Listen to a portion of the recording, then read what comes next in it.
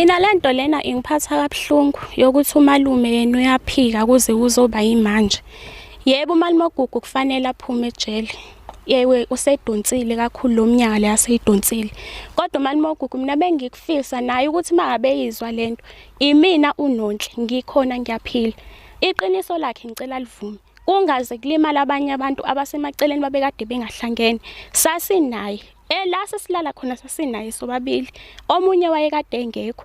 Mina lento le yangihlumeza kakhulu la emphakathini ngithukwa ingane zize zilinganise ezinye zithi zona zinamehla u3 awu2 lawa ababuka ngawo elinye lingaphansi enkomeni ngoku mina ngizazi kahle ukuthi mina ngenzeka lonto.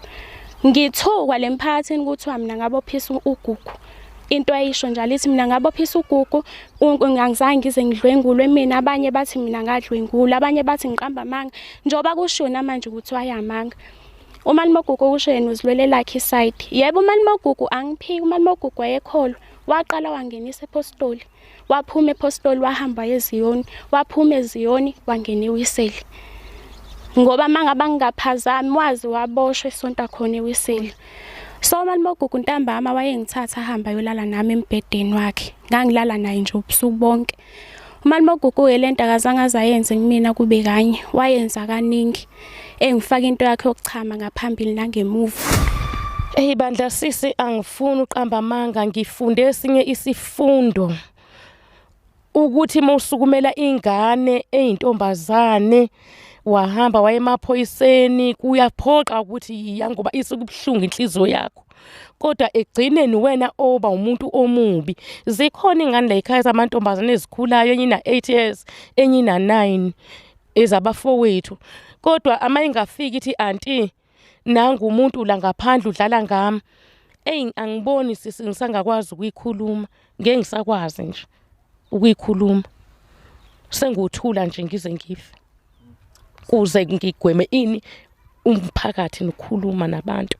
Namhlanje sikhona la emhlabeni waseCarrisbrook malunga nodaba osulubonile okade litrenda kakhulu the past few days ku social media Olga Baba uGugu Dlamini. Namhlanje sithe sizifikele mathupha kwekhaya lakwa Dlamini sizoxoxisana naye umama wentombazana ekuvakala ukuthi iyona that was victimized, also owaziwa kakhulu ku social media ngelika Sesintuzu okuyena udade wabo kaBaba uGugu Dlamini. Naye ke usisi ekuyena ekubonakala ukuthi uyathinteka kakhulu kulolu daba usisi Nonhle. Ngicela uhlale kanjalo ongasuku ukuze nawe uzivele ukuthi there's not only one side of the story but there's always two sides of the story. Madlamini sicela thina usibulisele kubabukeli beDream On TV obatshela ukuthi ubani owakwabani. Sanibonani igama lami nguNonhle Dlamini eCarrisbrook. Alright, sisiwami njengoba sengichazela ukuthi sifike malunga nento that's trending on social media, ingabe uyahambisana mhlambe necala lika Baba uGugu Dlamini ukuthi yena nje akayazi into efana naleyo and ayikaze yenzeka? Umalume oGugu uyayazi lento. Mina angihambisani nokuphika kwakhe. Alright, ukuze mhlambe nabanye abantu abasekhaya beva ukuthi what's your side of the story, mhlambe nje ungakwazi ukuthi ukhululeke uchaze nje ukuthi kwakunini kwenzakalani kanjani? Yebo ngakwazi ukuchaza. Alright, ngicela ukukunikeza ithuba dadewethu ukuthi uzichazele wena ukuthi lithine lakho iside le story. Yebo. Le ekhaya mina ngangihlala nomalume oGugu nokhulu nobamkhulu. So uma ngangahlali naye uma wehlala ePlan Hill lo ekade eganele khona. So umalume oGugu ntambama wayengithatha ahamba yolala nami embedeni wakhe. Ngangilala naye nje ubusuku bonke. Umalume oGugu lento akazange azayenze kumina kube kanye. Wayenza kaningi. Engifaka into yakhe yokuchama ngaphambili nangemuva. So kuthi ngenye day umalume oGugu ekade eholile emsebenzini angibize ngidlalela eminyango. Ngithi mangaba ngifika athi uyayibona le mali, ngithi mina ewe ngiyayibona, eyibala embedeni. Okwangimangaza kakhulu kwaba yiOkapu oyekade ibeke khona eduze ephezulu kombhede eduze kwayo imali. Ngayike abesangidedele ngiphume ngihambe ngiyodlala. Kuthi ke ngenye day angithatha umalume oGugu angise emva kwa round. Emva kwa round nakhona oyekade sayenza same engiguqisa ngedolo khona lapha emva kwendlu. So afakeke utoto wakhe la ngemuva kumina emva la ngibosha khona. So mangabe ifaka ke lento yakhe le uyifaka la ngibosha khona uyifaka nala ngichama khona. Kuthi ngelinye ilanga ke ngidecide ukuthi no kufanele ngimtshele ukhulu Ukhulu ngithi maba ngimtshela le ndaba athi ukhulu cha ungalingi nje uzuyisho lonto ngoba amanga lawo. Ngathula. Kwathi ngenye iday wafika uma kwakade kwenza umxokozelo wamalimobonga. Mangabe fika uma ntambama ke sophelile umxokozelo ngikhale ngimtshela uma ukuthi mama mina ngifuna ukuhamba nawe ngicela ungalingi ungishiye le ekhaya. Uma aqala goloza ukuhamba nami ngoba wedecide ukuthi mina kufanele ngihlale nokhulu. Okay it's fine ke. Ngiyawumaza agcine sevumile ngihambe nangiyena ePlainhill. So ngalelo suku lolo ke la engamtshena ngalo zasikade zingekho ingane zesikole sahleli naye sobabili.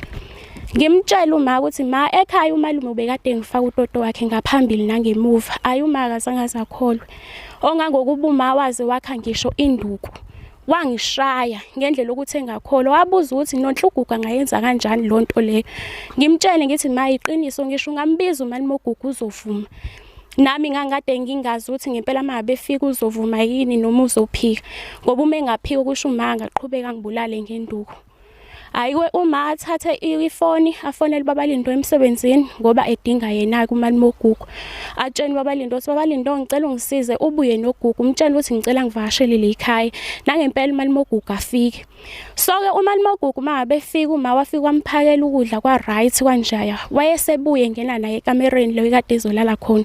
Waxoxa naye wamtshela ukuthi Gugu la uNonhle ngitshela ukuthi wena ubukade umnukubeze umfaka utoto wakho ngaphambili nangemuva.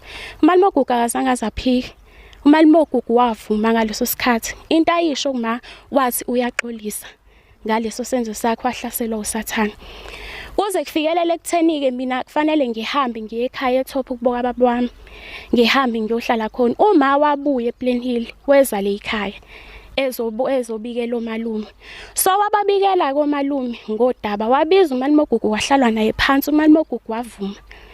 Emva kwaloko kodwa umalume oGugu into ayenza wayithula ngisho imkhonto emsamo ngesizathu sokuthi ukwazi uma uyambuza ukuthi ngilaphi mina ungihambiseleni. Lento ke leyo uma wazi wathatha khona isinqumo sokuthi no kufanele ahambe aye emaphoyiseni ngoba phela umalume oGugu kusho manje sifuna ukumbulala. Emaphoyiseni ngafike ngachaza njengoba ngichaza nje ukuthi umalume oGugu ekadelala nami hayi kanye kaningi wayengifaka utoto wakhe ngaphambili nangemuva. Kwazi kwafinyelela ekutheni ke manje kufanele ngithathwe ngisiwe kudokotela. Ngathathwa ngasiwa kuyena udokotela. Mangabe kufika kudokotela ngafike ngashekwa. Lento lena umalume oGugu yokuthi manje uyaphika okushena uzivikele lakhe iside okubhlungu la kugxekwa uma ukuthi uma uyena oyekade okusho ekade ngihlohla mina ukuthi mangibopha umalume oGugu ngalezi zathu lezi abazibekayo abantu kuthiwa yena umama okusho ekade ehlohlwe yomalume. Mina yonke lonto leyo angiyazi. Mina ngikhulumela mi side. Ngisho kokuthena wakade kunezingxabane emndenini mina angingene lapho angiyazi lonto leyo. Mina ngikhuluma ngenkinga yami phela. Hello Mzansi, welcome to Umkhosi Mzansi. If today is your first time visiting this channel, please do the right thing and click the subscribe button, and also don't forget to smash the like button. Hayi full video yaNonhle Dlamini lo wadlengulwa nguGugu Dlamini makasho yena and uyasho nje usamile story sakhe ogelo ukuthi vele umalume wangidlengula, but what confuses people most ukuthi umalume bekafaka phambili nasemuva. Abantu badebude ukuthi 9 years afake phambili nasemuva uhambe kahle ube right ungakho bade kungabe nenkinga gele. Asiconze story sakho. Please do comment what you think below down in the comment section. I am signing out, so goodbye.